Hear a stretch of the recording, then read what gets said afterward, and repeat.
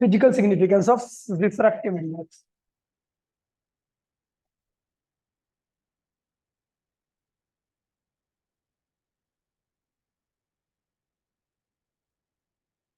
Refractive index, देखिए refractive index का physical significance क्या है। तो मैंने आपको नॉर्मली बता दिया था कि जिस मीडियम का रिफ्रैक्टिव इंडेक्स ज्यादा होगा वो क्या होगा, डेंसर माना जाएगा, और जिस मीडियम का रिफ्रैक्टिव इंडेक्स क्या होगा, कम होगा, वो रेयर माना जाएगा।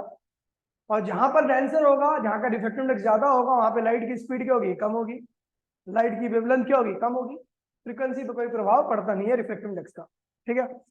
फ्रीक्वेंसी पे कोई प्रभाव नहीं पड़ता, फ्रीक्वेंसी सेम रहती है, ठीक है। Frequency is the property of source, जहां से वेव निकल रही है उस सोर्स की प्रॉपर्टी होती है, ठीक है। तो ध्यान रखना भैया, अगर मैं यहाँ पे नॉर्मल वर्ड में लिखवा रहा हूँ, refractive index, refractive index, refractive index अगर ज्यादा होगा तो क्या होगा, इससे ज्यादा होगा तो स्पीड ऑफ लाइट क्या होगी, कम होगी, वेवलेंथ कम होगी, फ्रीक्वेंसी हमेशा कांस्टेंट रहती है, ठीक है। और एंगल विद नॉर्मल क्या होगा, एंगल विद नॉर्मल, ठीक है भैया, ये भी क्या होगा, कम रहेगा, डिक्रीज कर जाएगा, याद है। और मान लीजिए refractive index, refractive index, index किसी मीडियम का अगर ज्यादा है तो वहां पर कम है, किसी मीडियम का रिफ्रैक्टिव इंडेक्स क्या है, कम है, तो वहां पर आपकी स्पीड ऑफ लाइट क्या होती है, बढ़ जाती है, वेवलेंथ क्या होती है, बढ़ जाती है, फ्रीक्वेंसी पे कोई फर्क पड़ने वाला नहीं है, ठीक है। और angle with normal, angle with normal, ठीक है, हमेशा क्या होता है भैया, इंक्रीज कर जाता है। ये हमेशा ध्यान रखना, जब भी रिफ्रैक्टिव इंडेक्स की बात करूंगा तो मैं सेकंड मीडियम की बात कर रहा हूँ, किसकी बात कर रहा हूँ, सेकंड मीडियम की बात कर रहा हूँ, फर्स्ट मीडियम की रिफ्रैक्टिव इंडेक्स की बात नहीं कर रहा, मैं किसकी बात कर रहा हूँ, सेकंड मीडियम की। रिफ्रैक्टिव इंडेक्स वर्ड जो है वो सेकंड मीडियम के लिए होता है, फर्स्ट मीडियम के लिए नहीं होता, ठीक है।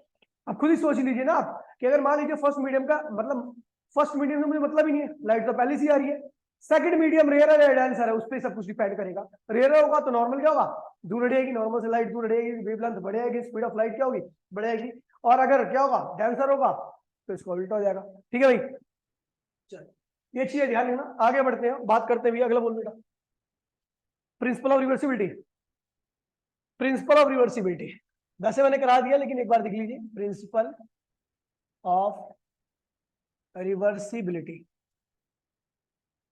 क्या कहता है भैया, प्रिंसिपल ऑफ रिवर्सिबिलिटी, ये लाइट आ रही है, ये क्या है, इंटरफेस है, ये क्या है, इंटरफेस। इंटरफेस का मतलब होता है जहां पर दो मीडियम मिलते हैं, इधर इस बाउंड्री के ऊपर की तरफ क्या होगा, दूसरा मीडियम होगा, नीचे की तरफ क्या होगा, दूसरा मीडियम होगा। दोनों मीडियम अलग अलग है तो इसलिए रिफ्रैक्टिव इंडेक्स दोनों मीडियम का होगा, अलग अलग होगा। एक लाइट आई, ठीक है, और वो लाइट आने के बाद क्या हुआ, वो कुछ इस तरीके से आई, ऐसे आई, और हो सकता है वो ऐसे चली गई, ठीक है। ये एंगल ऑफ इंसिडेंस है और ये क्या है, एंगल ऑफ रिफ्लेक्शन है। और जब आ रही थी लाइट जो वहां पे पड़ रही थी, तो वहीं पर मैंने क्या किया, इस रे के परपेंडिकुलर एक प्लेन मिरर रख दिया, क्या रख दिया, प्लेन मिरर। जैसे ही मैंने प्लेन मिरर रखा तो आपको पता है भैया, प्लेन मिरर का नॉर्मल क्या होता है, ठीक है, परपेंडिकुलर होता है। ये रे भी क्या है, परपेंडिकुलर, यानी नॉर्मल और रे जो आ रही है इसके ऊपर, वो दोनों एक दूसरे के क्या है भैया, पैरेलल है। पैरेलल रेज एक दूसरे से, नॉर्मल और पैरेलल रे दोनों एक दूसरे से 0 डिग्री का एंगल बनाएंगे, यानी एंगल ऑफ इंसिडेंस क्या है, 0 है, तो एंगल ऑफ रिफ्रैक्शन भी क्या होगा, 0 होगा। इसलिए लाइट क्या होती है, वापसी इसी बात को ट्रेस करता हुआ बाहर निकल जाती है, ठीक है भैया। चलो पहले मैं ले रहा हूं रिफ्रैक्शन, रिफ्रैक्शन μ1 से लेके μ2 की तरफ, कहां से कहां पे ले रहा हूं, μ2 की तरफ। तो हमने क्या किया था, 1 से लेके 2 आ रही है, साइन आई अपॉन में साइन आर, याद है, ये होगी आपकी फर्स्ट इक्वेशन। दूसरा रिफ्रैक्शन क्या हुआ, उल्टा की लाइट है ना, रिफ्रैक्शन फ्रॉम, रिफ्रैक्शन फ्रॉम μ2 से लेके कहां गई ये लाइट, μ1 की तरफ। तो ये क्या होगा, 2 से लेके 1 की तरफ जा रही है, यानी क्या होगा, साइन आर अपॉन में साइन आई, ये आ गई आपकी सेकंड इक्वेशन, और ये होगी आपकी first. On multiplying, multiplying first and second equation, दोनों इक्वेशंस को मल्टीप्लाई कीजिए, तो μ12 इंटू में μ 2 1 इक्वल्स में साइन आई अपॉन में साइन आर, और ये क्या होगा साइन आर अपॉन में साइन आई। ये और ये क्या हुआ कैंसिल हो गया, ये और ये क्या हुआ कैंसिल हो गया, क्या आ गया प्रोडक्ट 1 आ गया। अब इसका मतलब ये होता है कि लाइट एक से दूसरे मीडियम में है और वापसी दूसरे से पहले मीडियम में आ जाए तो दोनों का जो रिफ्रैक्टिव इंडेक्स आएगा वो क्या होगा प्रोडक्ट क्या आएगा 1 आएगा। एग्जांपल के तौर पर मान लीजिए लाइट आपकी यहां से यहां पे जा रही है, ठीक है। जब लाइट यहां से फर्स्ट से सेकंड में गई तो रिफ्रैक्टिव इंडेक्स आ रहा है 4, क्या आ रहा है रिफ्रैक्टिव इंडेक्स आ रहा है 4। तो लाइट जब मिरर से वापसी टकराएगी, वापसी मान लीजिए रिट्रेस कर दिए पाथ को, तो यही क्या हो जाएगा 2 से लेके 1, ये क्या होगा 1 बाय में 4, क्योंकि दोनों का प्रोडक्ट क्या आना भैया 1 आना है, क्या आना है 1 आना। तो ये ध्यान रखना, इसे कहते हैं प्रिंसिपल ऑफ रिवर्सिबिलिटी। पता बेटा अगला क्या हाँ भाई 4 बजे मैंने बोला था 4 बजे आना, ध्यान रखना। लेटरल शिफ्टिंग ये बहुत अच्छा टॉपिक है और ये एक्सपेरिमेंट आपने पहले ही ऑलरेडी 10th क्लास में किया था, लेकिन इसकी वैल्यू नहीं निकाली थी आपने, ठीक है। लेटरल शिफ्टिंग के तो भैया हमने बना दिया एक स्लैब। स्लैब देखा आपने, स्लैब ऐसा रेक्टेंगुलर होता है,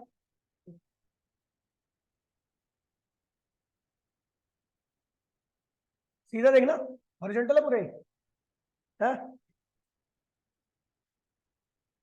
ये होगी एक, ये रही हुई स्लैब बना रहा हूं मैं, ठीक है। दूसरी ये रही, बराबर है दोनों। हाँ स्क्वायर आता है यार, हाँ यार मैं तो भूल गया मैं, सही में यार स्क्वायर तो ये रहा।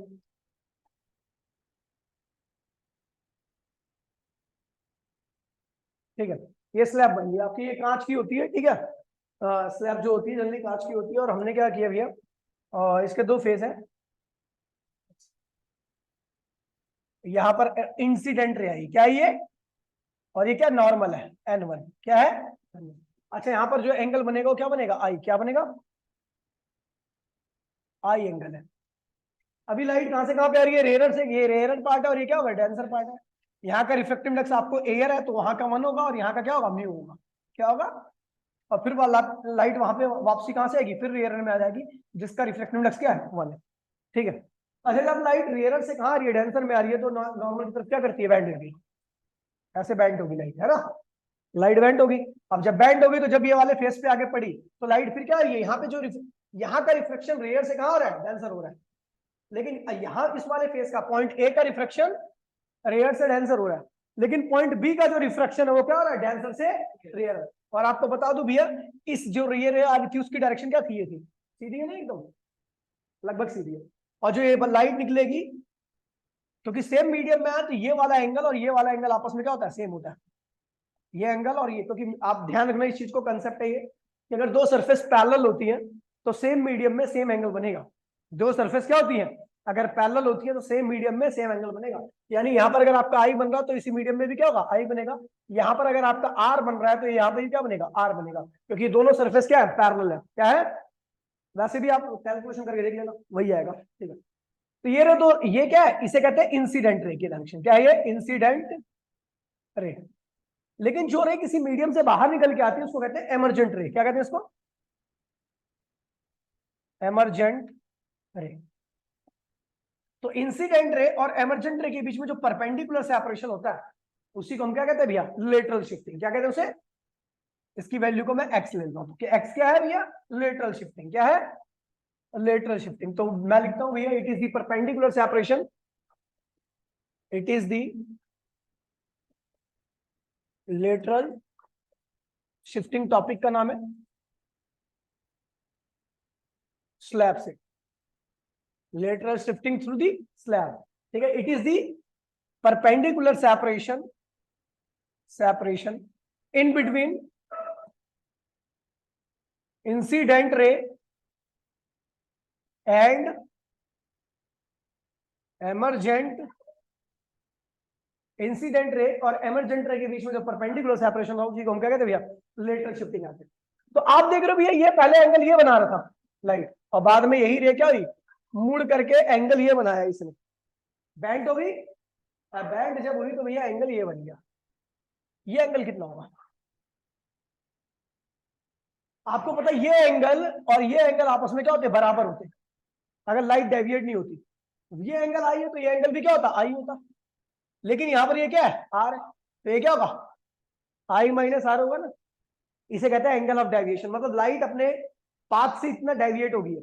लाइट अगर मान ले मीडियम नहीं चेंज होता तो लाइट ऐसी आती ना, लेकिन मीडियम चेंज होने की वजह से लाइट ऐसे आ गई, मतलब लाइट अपने पास से इतना डेविएट हुई है, तो इसे कहते हैं एंगल ऑफ डेविएशन, उसको डेल्टा से लिखते हैं, ठीक है। डेल्टा से, और डेल्टा की वैल्यू क्या है यहाँ पर, डेल्टा क्या है, आई माइनस आर के बराबर है। डेल्टा क्या है भैया, angle of deviation, angle of deviation, ठीक है, ये एंगल ऑफ डेविएशन है। अच्छा, इस स्लैब की थिकनेस क्या है, तो इस स्लैब की थिकनेस क्या है, टी, क्या है, ये स्लैब टी मीटर थिक है, या टी यूनिट लेंथ क्या है, ठीक है, समझ गया। अच्छा, डेविएशन की वैल्यू क्या है यहाँ पर, तो आई माइनस आर। अपने को क्या निकालना है, एक्स निकालना है, क्या निकालना है, लेटरल शिफ्टिंग की वैल्यू क्या निकालनी है। तो भैया हमने क्या किया, कंस्ट्रक्शन में इस लाइन को थोड़ा सा आगे बढ़ा दिया, छोड़ो ऐसे मत बढ़ाओ, थोड़ा अच्छे तरीके से बढ़ाओ, इस लाइन को थोड़ा सा मैंने यहाँ पर आगे बढ़ाया, कोई दिक्कत तो नहीं है। ये कंस्ट्रक्शन है और यहाँ पर खींच दिया, ये हो गया एक ट्राइंगल, क्या बन गया, राइट एंगल ट्राइंगल। इस पॉइंट को नाम मैंने ए दिया था, इस पॉइंट को नाम दे रहा हूँ बी, ये है भैया सी, और ये है पॉइंट डी, समझ गया, कोई दिक्कत तो नहीं है। तो in triangle, in right angle triangle, in right angle triangle, ठीक है, ए सी बी या A B C, A B C triangle, इसको ए बी सी ट्राइंगल को देखिए, हमें क्या निकालना है, एक्स निकालना है, क्या निकालना है, एक्स, जो कि इस ट्राइंगल में नहीं है, जो मैं ले रहा हूं। और मैं इस ट्राइंगल को क्यों ले रहा हूं, क्योंकि मुझे पता है इस ट्राइंगल का ये पता है मुझे क्या है, टी है, तो इस ट्राइंगल के इस एंगल की सहायता से मैं ये हाइपोटेन्यूस निकाल लूंगा, और मुझे पता है ये वाली साइड क्या इस ट्राइंगल में भी कॉमन है, तो मैं वहां पर चले आऊंगा सीधा उस ट्राइंगल में। तो देखिए ये कैसे करता हूँ, इन राइट एंगल ट्राइंगल क्या भैया, A B C, ABC triangle में देखोगे तो आपका जो एबीसी ट्राइंगल है,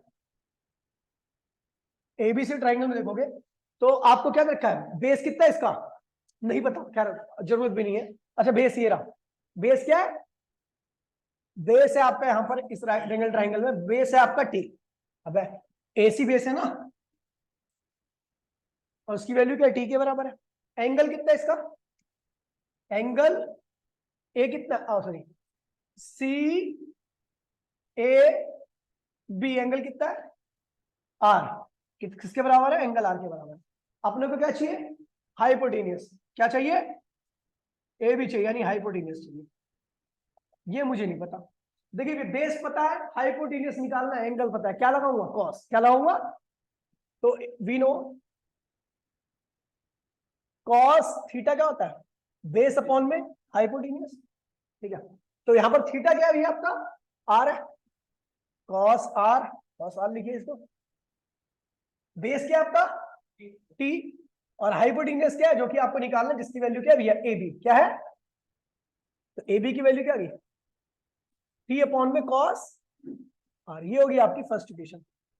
अब देखिए भैया, अब आता है दूसरे, मुझे ये यहाँ ये साइड की लंबाई पता लग गई, ठीक है, ये भी तो राइट एंगल ट्राइंगल है, अगला वाला, तो नाउ इन ट्राइंगल,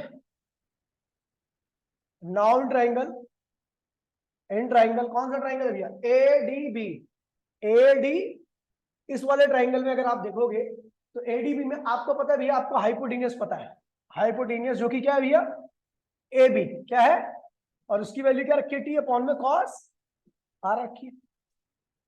इसका हाइट मेरे को क्या निकालना है, परपेंडिकुलर, क्या निकालना है, परपेंडिकुलर, यानी क्या निकालना है आपको, एक्स की वैल्यू, एक्स क्या है भैया, परपेंडिकुलर से, एक्स क्या है भैया, डीबी, उसकी वैल्यू मुझे नहीं पता, लेकिन एंगल क्या है इसका, एंगल बी ए डी की वैल्यू क्या बताइए, तो डेल्टा, और ये डेल्टा की वैल्यू क्या, आई माइनस आर।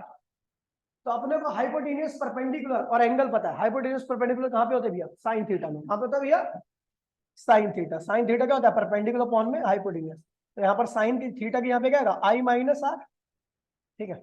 परपेंडिकुलर क्या है भैया, अपने को निकालना है, यानी एक्स है ना, और हाइपोटेनियस क्या है आपका, ए बी, ए बी की वैल्यू क्या है, टी अपॉन में कॉस आर, कोई दिक्कत तो नहीं है, एक्स निकालिए, ठीक है, तो एक्स निकालोगे तो ये खैर ऊपर जाएगा, तो साइन आई माइनस आर बराबर में क्या होगा, एक्स कॉस आर अपॉन में एक्स सॉरी टी हो गया, तो एक्स की वैल्यू क्या आएगी, sine I minus R upon में कॉस आर। ये हो गया भैया लेटर, टी भी तो है, ठीक, ये आपके लेटरल शिफ्टिंग का फॉर्मूला, ठीक है भैया। जब भी आपको लेटरल शिफ्टिंग निकालनी है तो इस वाले फॉर्मूले का इस्तेमाल कर सकते हैं, ठीक है भैया। आगे बढ़े, अगला बोलो बेटा। देखिए भैया बहुत सारे मीडियम है, बट ये जब भी अप्लाई कर सकते हो जब सारे मीडियम का जो इंटरफेस है एक दूसरे के क्या हो, पैरेलल हो। क्या हो, देखिए मान लीजिए यहाँ पर अलग अलग मीडियम है, एक मीडियम ही हो गया, ठीक है। ये लाइन एक इंटरफेस है, मतलब ऊपर का मीडियम अलग है, नीचे का मीडियम क्या है। फिर ये दूसरी लाइन है, ये अलग इंटरफेस है, मतलब इसके ऊपर का मीडियम अलग है, नीचे का मीडियम अलग है, ठीक है। ये लाइन तीसरा इंटरफेस है, ठीक है। ऐसे तीन ही रखो, इनफाइनाइट कर सकते हैं। कंडीशन बस यही होनी चाहिए कि सारी सरफेस क्या होनी चाहिए, एक दूसरे के पैरेलल होनी चाहिए। Interface, interface phase first, interface phase second, और इंटरफेस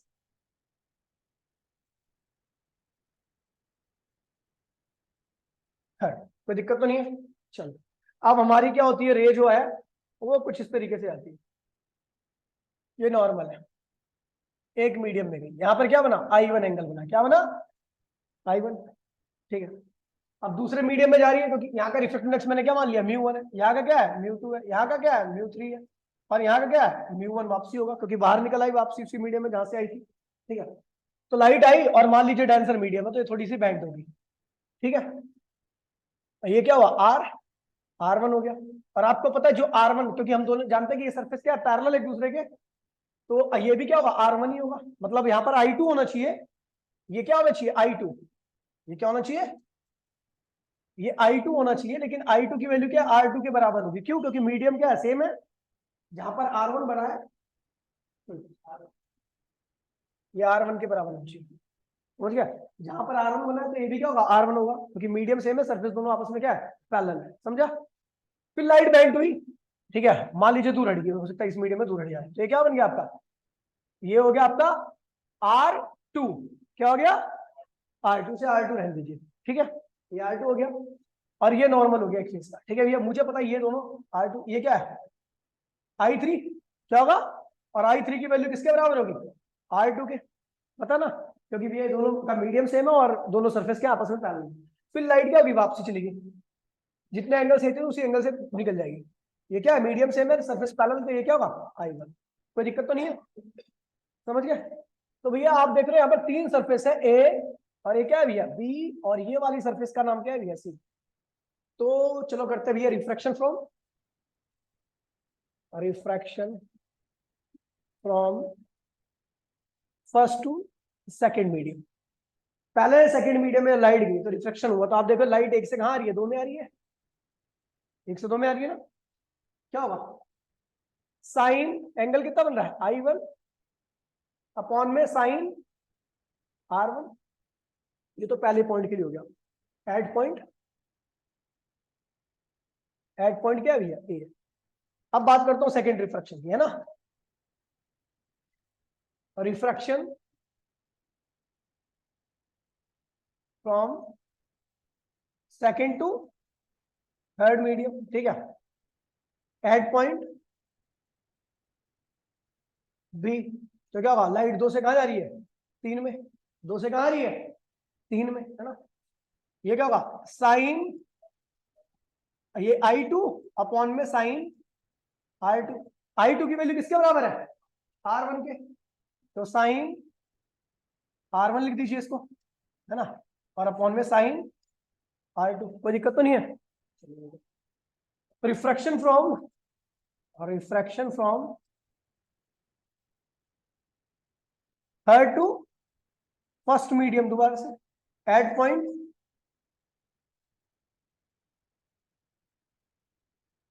सी की बात करता हूं तो ये क्या होगा, लाइट कहां आ रही है, तीन से एक में आ रही है, क्या होगा, साइन I3 अपॉन में sign R3।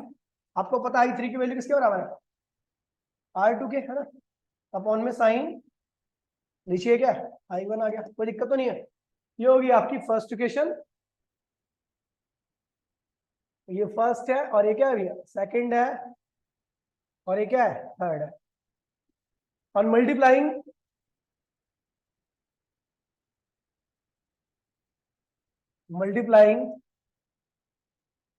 First, second, third, तीनों इक्वेशन को मल्टीप्लाई करोगे तो क्या आएगा?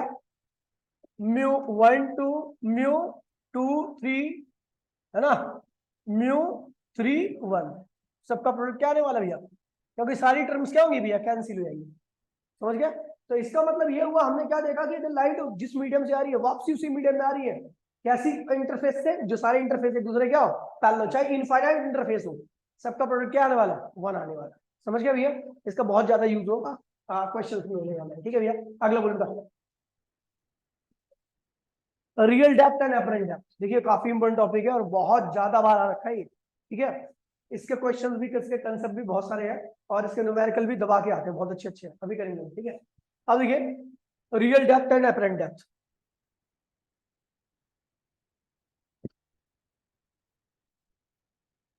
Real depth and apparent depth. अब ये समस्या कहां पर आती है? ये समस्या आती है पानी के अंदर देखने पर। कई बार आपको लगता है सिक्का बड़ा ऊपर है, हाथ डाल देते हो, आपकी बाजू क्या होती है? गीली हो जाती है। क्योंकि रियल डेप्थ क्या होती है? एक्चुअल अलग होती है, और जो आपको दिखाई दे रहा होता है वो अलग दिखाई देता है। तो इसी को कहते हैं, यही समस्या जो है वो पानी के रिफ्रैक्टिव इंडेक्स की वजह से और बाहर के रिफ्रैक्टिव इंडेक्स के डिफरेंस की वजह से आता है। बाहर एयर होती है, पानी का रिफ्रैक्टिव इंडेक्स क्या होता है? ज्यादा होता है, तो उसकी वजह से सिक्का क्या होता है? आपको एक्चुअली थोड़ा सा ऊपर दिखाई देता है। अब ध्यान दीजिए भैया, करना कैसे इसको। ठीक है, देखिए ये अपना एक कंटेनर है। ठीक है, ये कंटेनर है अपना, और ये भरा पड़ा है पानी से। ठीक है, ये भरा पड़ा है पानी से, पानी नीला होता है।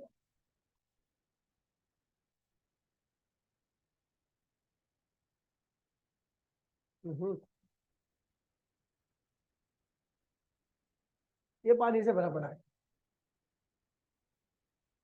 ऐसे बहुत गहरा मैंने बना दिया, भावना को समझना बाकी। ठीक है, चलो अभी क्या होता है कि भैया इसके अंदर सिक्का पड़ा हुआ है 5 रुपए का। ठीक है, हम चाहते हैं इस सिक्के को निकाला जाए। ठीक है, अब इस सिक्के के ऊपर एक रेडिएशन लाइट आ रही है, ऊपर से पहले सीधी गिरती है लाइट, सीधी। ठीक है, जब इसकी सरफेस पे पड़ेगी लाइट ना, तो वो लाइट क्या होती है? फैल जाती है, स्कैटर्ड हो जाती है। क्या होती है? किसी भी चीज के ऊपर पड़ती है लाइट तो क्या होती है? फैल जाती है, स्कैटर्ड हो जाती है। परपेंडिकुलर ही है ना, पता ना? सही है, अब सही है ना, है ना? तो लाइट इसके ऊपर गिरी और इसके गिरने के बाद क्या होगी? फैल गई। और ऐसे करके लाइट बाहर की तरफ, कुछ एक रे ऐसे बाहर की तरफ निकल आई। समझ गए? ऐसे, कोई दिक्कत तो नहीं है। अब जैसी लाइट यहां से बाहर की तरफ आने लगी, तो ये क्या था? यहाँ पर इसको थोड़ा कलर चेंज कर देता हूँ। ये नॉर्मल था, जहां पर इंटरफेस होता है वहां पर नॉर्मल भी होता है। तो लाइट अभी कहाँ जा रही है? तो पानी का रिफ्रैक्टिव इंडेक्स क्या है? म्यू है, क्या है?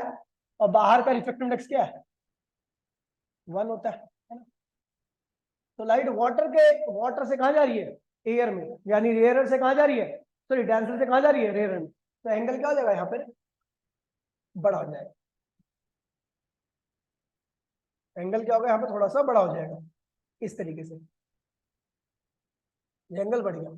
ठीक है, अब जब एंगल बढ़ गया तो भैया जो सिक्के से रे आ रही थी, इमेज कहाँ बनती है? जहां पर दो एक रे एक दूसरे को इंटरसेक्ट करती है। तो जो सिक्के से रे आ रही थी उसकी डायरेक्शन चेंज हो चुकी है। पहले सिक्के से रे ये वाली आ रही थी ऐसे करके, पहले सिक्के से जो रे आ रही थी वो इस डायरेक्शन में आ रही थी ऐसे करके। लेकिन क्या हुआ? रिफ्रैक्शन की वजह से उसकी डायरेक्शन क्या होगी? चेंज होगी। अब वो रे हमें इस डायरेक्शन से आती हुई दिखाई देगी, इस डायरेक्शन, और जो सिक्का जमीन पे था अब वो हमें कहा होगा, इस ऊपर लेवल पे दिखाई देगा। ये सिक्का कहां दिखाई देगा, यहां पर। ये सिक्का जो पहले यहां पे दिखाई देता नीचे, अब वो हमें 5 का सिक्का यहाँ पे दिखाई देगा। अब हम सोचेंगे भाई चलो निकाल लिया जाए इसको, आप हाथ डालोगे, है तो इतनी गहराई पर, ठीक है, इसलिए आपका हाथ क्या होता है, भीग जाता है।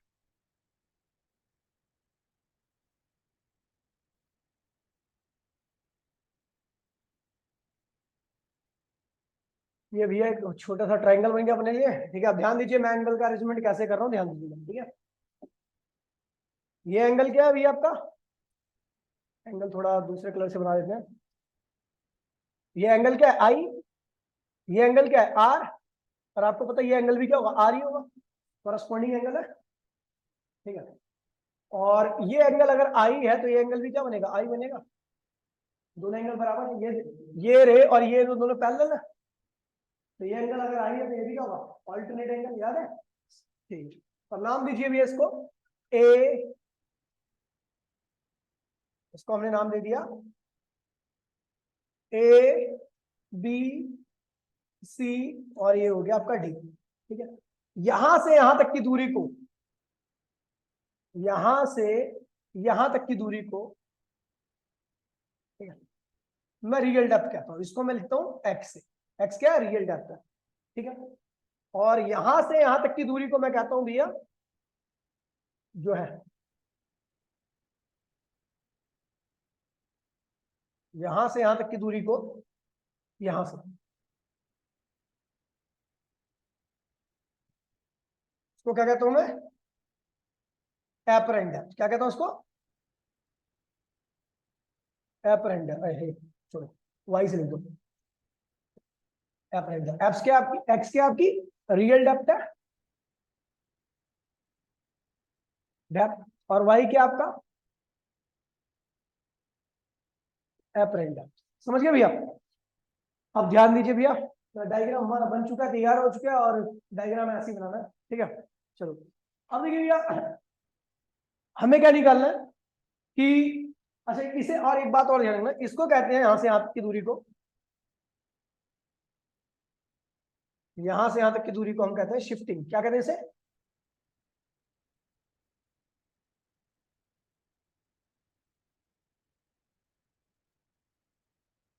इस दूरी को हम कहते हैं शिफ्टिंग। मतलब सिक्का इतना ऊपर आया आपका, ठीक है, सिक्का क्या हुआ अपनी एक्चुअल पोजीशन से कहां गया, इतना ऊपर आ गया, इसको हम शिफ्टिंग करें। अब करेंगे कैसे, इसमें देखिए, इससे करना, ठीक है। एट मैं लिखता हूँ रिफ्रैक्शन एट पॉइंट ए, की बात कर रहा हूँ, तो शिफ्टिंग हो गया। तो नाउ साइन आई क्या हुआ, साइन क्या होता है, परपेंडिकुलर कोण में हाइपोटेन्यूज, परपेंडिकुलर कोण में हाइपोटेन्यूज। यहां पर अगर मैं साइन इस ट्राइंगल को देख रहा हूँ, इस ट्राइंगल यहां पे लिख देता हूँ, triangle A A D B, इसमें जो एंगल है ना इसको लेके कर रहा हूं, ठीक है। तो साइन ए बी डी देखिए, ठीक है, ए बी डी में परपेंडिकुलर क्या है भैया आपका, ए बी, और हाइपोटेन्यूज क्या आपका भैया, बी डी, क्या है, बी डी। आपको यहां पर बताता हूं, angle I and R are very small angle, यहां पर ये ध्यान रखना कि जो कैलकुलेशन करने आ रहा हूं उसमें मैं क्या लिख रहा हूं, here angle I and R are too small angle. अब एक बात ध्यान में रखना कि अगर भैया एंगल किसी भी राइट एंगल ट्राइंगल का बहुत छोटा होता है तो उसमें परपेंडिकुलर सॉरी हाइपोटेन्यूज और बेस दोनों आपस में क्या होते हैं, बराबर होते हैं। देखिए सुन लीजिए, ये मैंने ट्राइंगल बना दिया, क्या बना दिया, इसका एंगल छोटा होने की वजह से ये साइड और ये साइड क्या है आपको बराबर दिख रही होगी, क्या दिख रही होगी, यानी अगर एंगल छोटा होता है तो उस केस में हाइपोटेन्यूज और परपेंडिकुलर आपस में क्या होते हैं, बराबर होते हैं। तो अब देखिए यहीं पे मैं ये लिख रहा हूं, यहाँ पर एंगल बहुत छोटे हैं, सो हाइपो इक्वल्स टू में क्या होगा, बेस। ये दोनों आपस में क्या होंगी, आइडेंटिकल होंगी। क्या होंगी, समझ गया, हाइपोटेन्यूस इक्वल्स टू में क्या होगा, बेस।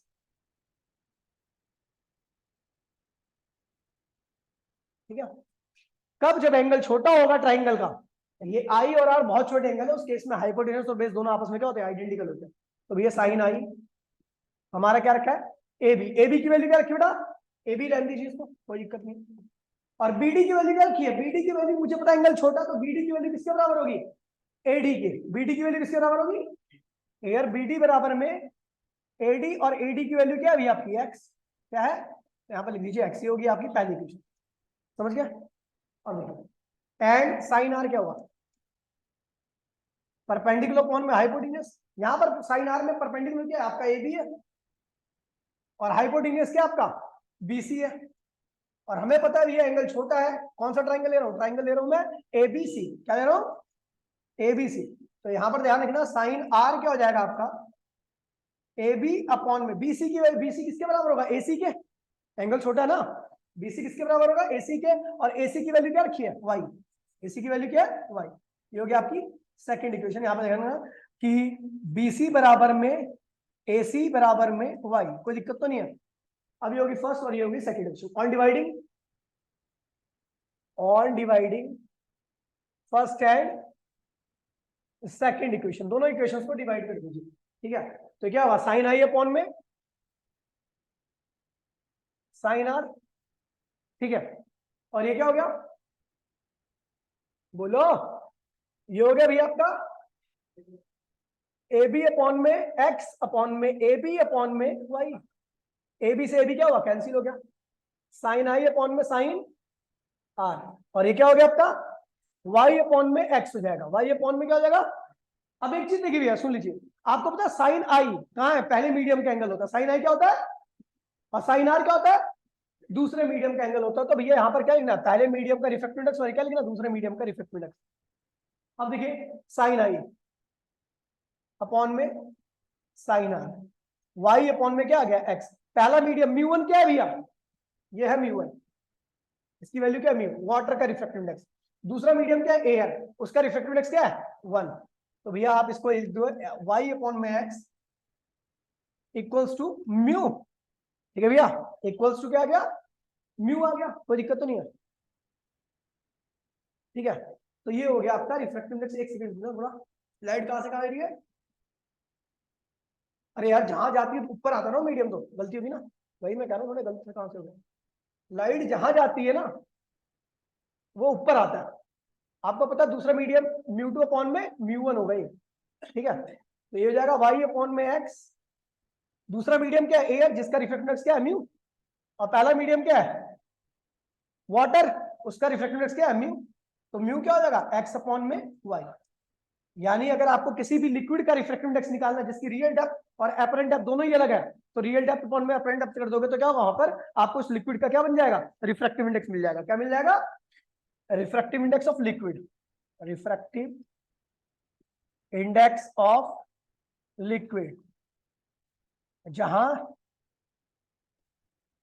जहां की रियल एंड एपरेंट डेप्थ अलग अलग है।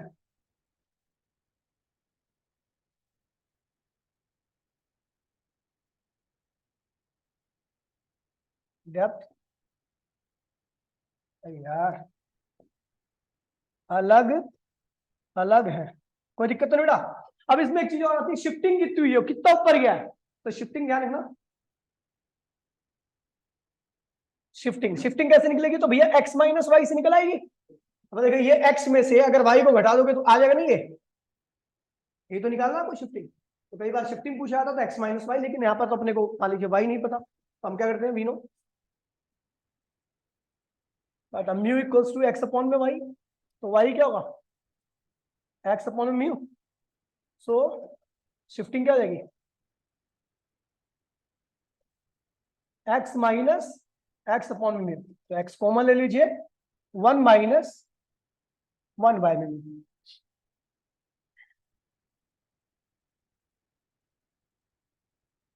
वन माइनस 1/में, ये क्या होगी भी आपकी शिफ्टिंग, क्या होगी शिफ्टिंग। कोई दिक्कत तो नहीं है? ठीक है, अगला बोल बेटा टॉपिक। देखिए भैया सूरज जो होता है सन, ठीक है, apparent shifting, apparent apparent shifting in the position of sun at the time of sunrise and sunset.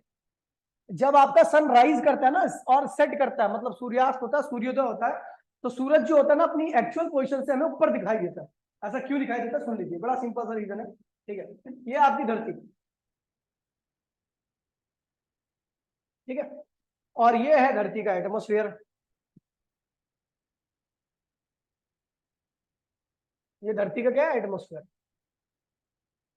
ठीक,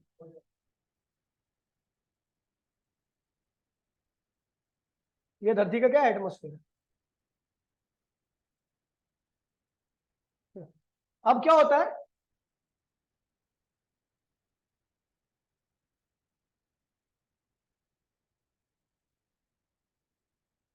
ये कट बता रहा है कि एटमोस्फेयर, ठीक है,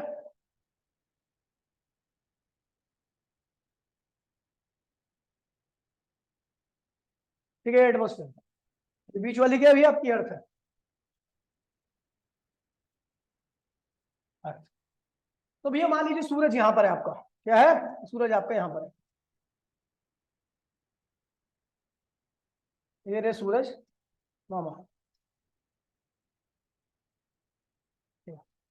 अब यहां से आती है आपकी रेडिएशन, आप यहाँ पे आपके की रेडिएशन है, ठीक है, यहाँ पे मीडियम,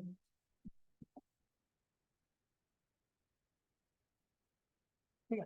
लाइट कहाँ, ये स्पेस है, ये क्या है स्पेस, तो रेयर ही होता है ना। अब जैसे ही लाइट ये एटमोस्फेयर के अंदर एंट्री मारी, तो आपको पता है डेंसर में आ गई, क्या होगी डेंसर में आ गई, तो ये क्या होगा, ये क्या होगी बैंड रहेगी, क्या होगी बैंड रहेगी, ये रे बैंड होगी थोड़ी सी, और बैंड होने के बाद इसकी डायरेक्शन ये चेंज होगी, और आप यहीं पे खड़े थे ऑब्जर्वर, ऑब्जर्वर यहां पर था, अब उसको रे की डायरेक्शन क्या होगी डिफरेंट मिली, अब वो रे इस डायरेक्शन में देख रहा है, ठीक है। अब सूरज को ये पोजीशन दिख रही है उसको, था कहां पे वो नीचे, और अब दिख रहा है वो सूरज उसको ऊपर, ठीक है। सूरज अब आपको उसको यहां दिखेगा, यहां दिख रहा है सूरज,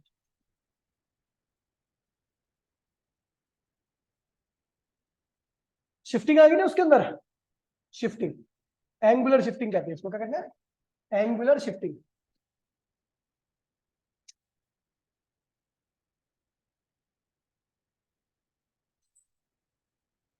शिफ्टिंग, ठीक है भैया। इसीलिए ऑब्जर्वर को हमेशा सूरज क्या होता है थोड़ा सा ऊपर दिखाई देता है, उगने से पहले और उगने के बाद, ड्यू टू एटमोस्फेरिक और रिफ्रैक्शन, एटमोस्फेरिक रिफ्रैक्शन की वजह से सूरज की पोजीशन क्या होती है हमेशा एक्चुअल पोजीशन से ऊपर दिखाई देती है, ठीक है। और अगला टॉपिक क्या, बस, ठीक है। तो ये टॉपिक थे, और इन टॉपिक को आपको मेरे हिसाब से आसान टॉपिक थे सारे के सारे, ठीक है, और आपको करके लाना है। अभी ये कितना टाइम हो गया,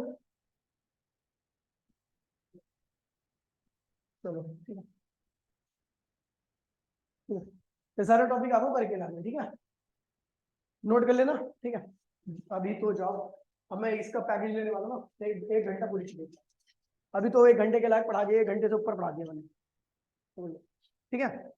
और अगली क्लास से ऑन टाइम आना, ठीक है, पहले क्लास काम चेक करूंगा, उसके बाद फिर पढ़ाना चालू करूंगा, नोट्स हर क्लास में चेक होंगे अगली क्लास में, ठीक है।